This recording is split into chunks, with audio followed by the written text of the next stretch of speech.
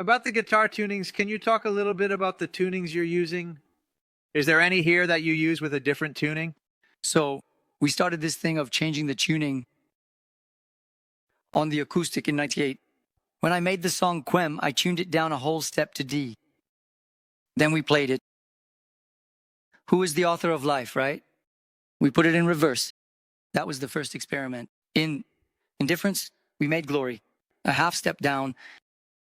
Oh, see, that's right. A whole step down. These things, right? Let's do something different, which in practice didn't work because we used everything normally because it wasn't possible to bring a guitar to play a song. So over time, we had the idea, let's record everything a whole step down to make it heavier. We recorded everything a whole step down. So it turned out like this. Even humans, besides what the eyes can see, which is the CD I recorded, we dropped it to C. C, E. After the war, in stories about bicycles, everything in C. But we also started using drop tuning. So tuning to drop D. With just the mission, right? Tuned a whole step down to D. Okay, let's go. You talk too much there in C. Are you pulling it for the recording? Yes. So you're bringing everything from E to E flat, D, D flat to get to C. No. It was E, E flat, D, I, and C. Okay, in C.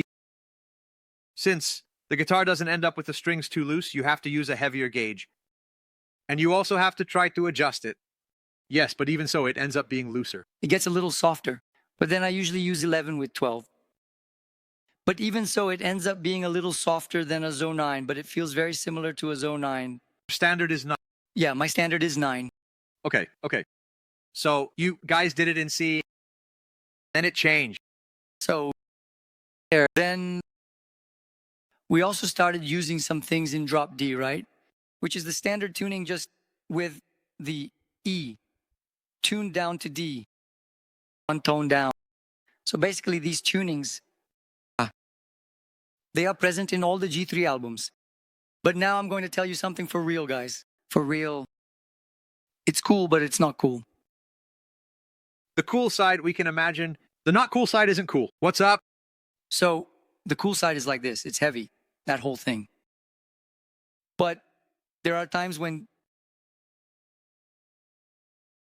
the first thing that's not cool is having to carry a bunch of instruments. Sometimes to play 2 songs, you have to bring, yeah. That's terrible. For logistics, that's terrible. But what's not cool sometimes is like this, nothing hit, okay. But when you're playing with a heavy driven sound and all that's cool, let's go for it. But sometimes when you have to play cleaner stuff, the tunings are really low. The string ends up being a bit less tense. You lose tone. That's not great, and you don't notice it as much live. But when it comes to recording in the studio, you think, wow, that little tone, that little sparkle is missing. You know how it is. But then, even the bicycles. Did you record in C? It hurts too.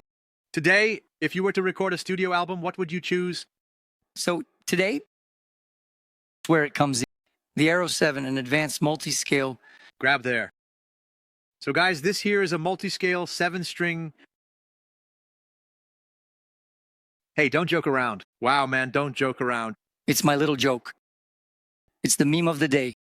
But this guitar here, look. It's on this camera here. It here. Okay.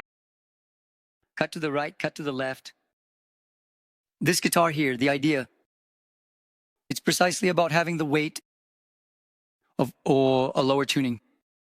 So here it's not even a C, it's a B, right? Yeah, big size. A big size.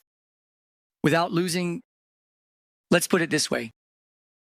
The dynamic range, the brightness of a standard tuning.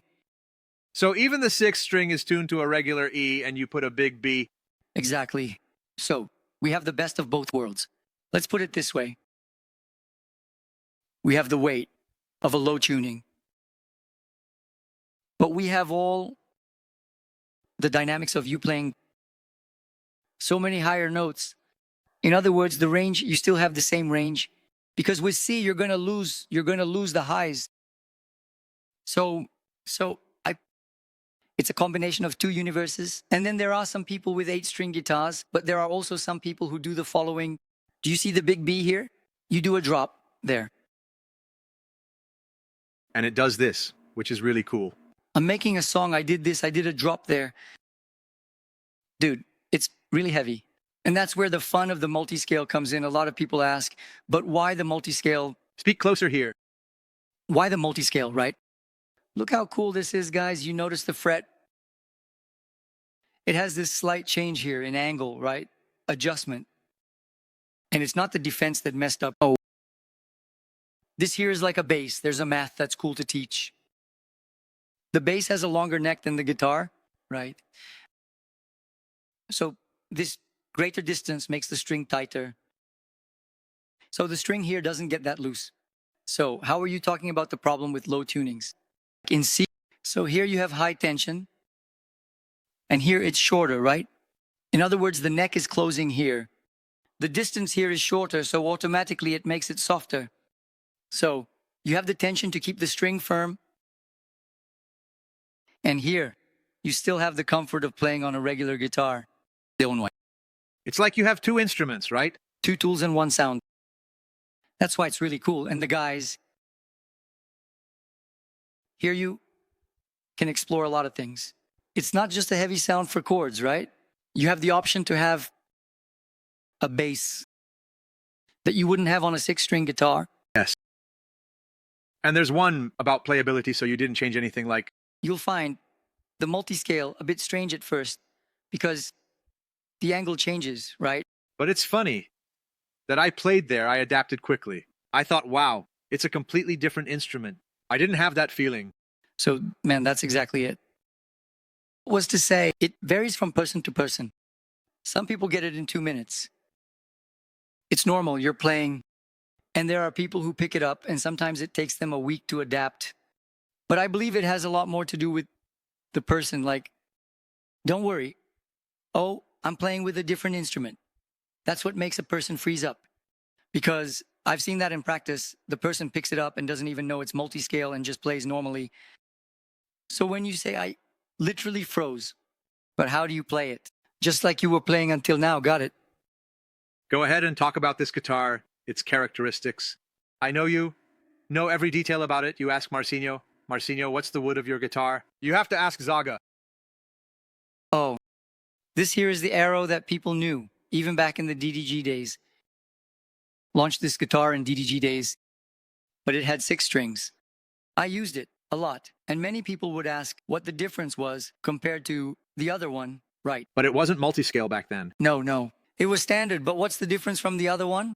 For the other one, it's interesting, right? How does the shape make a difference? How does it change the sound of the guitar, right? Yeah, is one? The J is the classic one. Okay, which is this one? Which is an extract? That's the one. Okay, let me grab it here for everyone to see. Something about this one is that it's a little red, and there's a black one over there too. I'm going to show it soon, but it's interesting. I asked Zaga about that, how it changes, right? The shape of the instrument changes, the sound changes, it changes a lot, the neck changes, everything changes, it changes a lot. People think it doesn't, but it changes quite a bit. There's even a well-known video on the internet that I think was that one. Wow. Super famous. See, I forgot the name of more. But he swapped necks on the same body. It's foreign. It's foreign.